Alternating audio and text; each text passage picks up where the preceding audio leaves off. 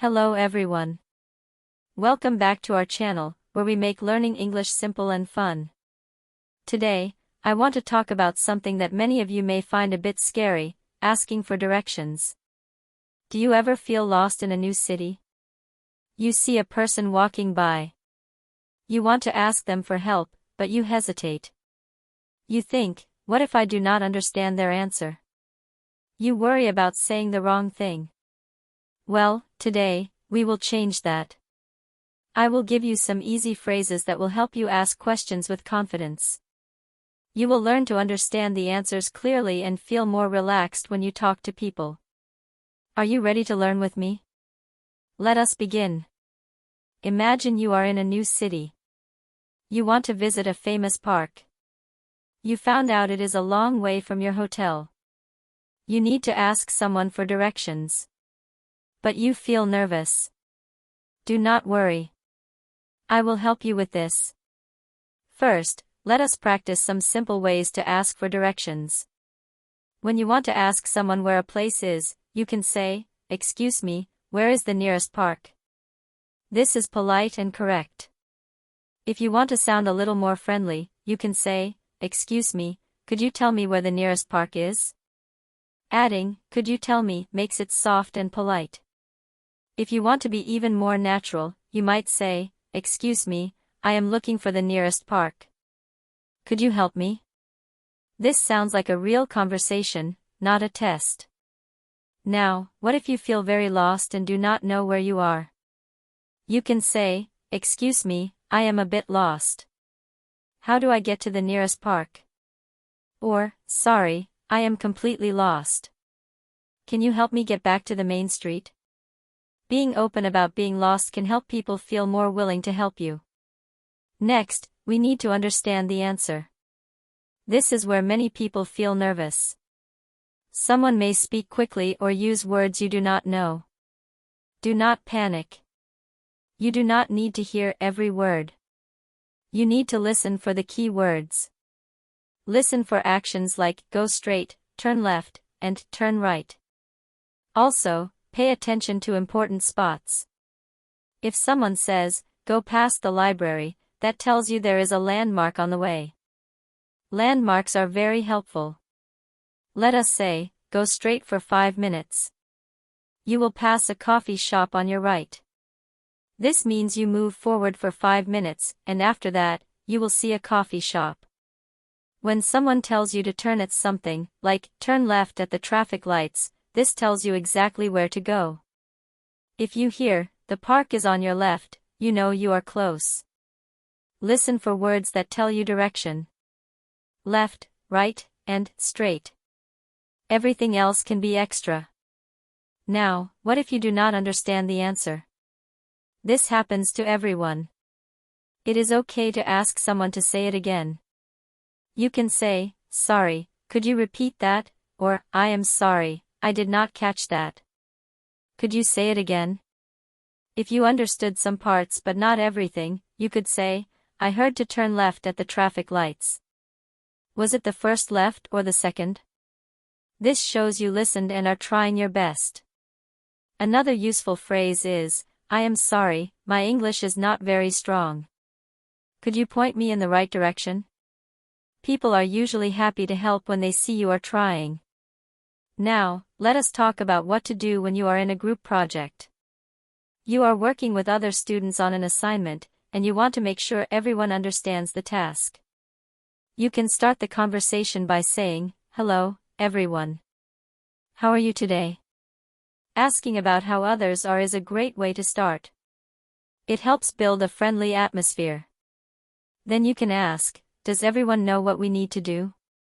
This encourages everyone to share their thoughts.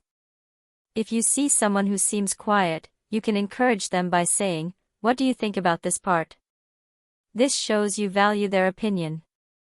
You can also ask, "Does anyone have questions about the project?" This keeps the communication open and clear. When sharing ideas, you can say, "I think we could try this approach." This adds your voice to the group. If someone disagrees, you can listen carefully and say, "I understand your point. Let me reconsider my idea." This helps everyone feel respected. Let us move on to talking with professors. You are in a classroom, and you have a question. How do you ask? First, raise your hand and wait for the professor to call on you. When you get the chance to speak, you can say, "Excuse me, can I ask a question?" This shows respect and keeps the environment friendly. If you need help on a topic, you might say, "I do not understand the last lesson. Could you explain it again?" If your professor shares a story about their research, you can show interest by saying, "That is fascinating. Could you tell me more about that?" This encourages them to share more. If a professor gives you feedback on your work, listen carefully and say, "Thank you for your feedback." That helps a lot. This shows you appreciate their time. When giving presentations in front of the class, start by saying, "Thank you for being here today. I am excited to share my topic with you." This makes a good first impression. As you talk, you can add a fun story to keep people interested. If your audience laughs, say, "I am glad you found that funny." This keeps the mood light. If someone asks you a question you did not expect, you can say, "That is a great question. Let me think about it for a moment." This gives you time to think of an answer. After you finish your presentation, say, "Thank you for listening. I hope you enjoyed it." This invites others to give you feedback. Now, let us talk about networking. You are at an event where you meet new people. You want to connect with someone, but you are unsure how to start. You can walk up to someone and say, "Hi. I am, your name. What is your name?" Starting with names is a simple and smooth way to begin. Once you know their name, you might ask, "What do you do for work?" This can lead to a deeper conversation. If they mention something interesting, say, "That sounds fascinating. I would like to learn more about that." Another way to create a connection is to share something about yourself. For example, "I am studying English and love learning about different cultures." This shows you are open and friendly. If you feel the conversation is going well, you can ask, "Is it easy to find work in your field?" This keeps the discussion going and shows your interest. As you finish your conversation, you can say, "It was great talking to you. Let us keep in touch." This leaves a positive impression. Now, here is a quick review of what we learned. When you are asking for directions, remember to be polite and clear. Use phrases like, "Excuse me, where is," or, "Could you tell me how to get to?" If you feel lost, say, "Excuse me, I am a bit lost." Listen for keywords and landmarks in the answer. And if you do not understand, remember to ask them to repeat it. When working in group projects, start by asking about everyone's feelings. Encourage everyone to share. Show respect to others' ideas. Speaking with professors is important.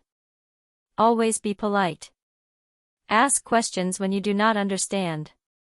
When you give presentations, thank everyone and bring in some fun. In networking, connect and show interest in others. Share a bit about yourself and leave a positive impression. You now have many phrases and ideas to feel more confident when talking to people in English. Remember, practice makes perfect. Before we finish, I want to give you a challenge. This week, try to ask for directions 2 times. Use one of the new phrases you learned today. You will see how much easier it can be. If you enjoyed this lesson, please like and subscribe to our channel. Share this video with someone who is learning English too. You are not alone in this journey. Together, we will learn and grow. Thank you for being here today. Keep practicing and stay curious. I look forward to seeing you in our next lesson. Goodbye for now. Take care.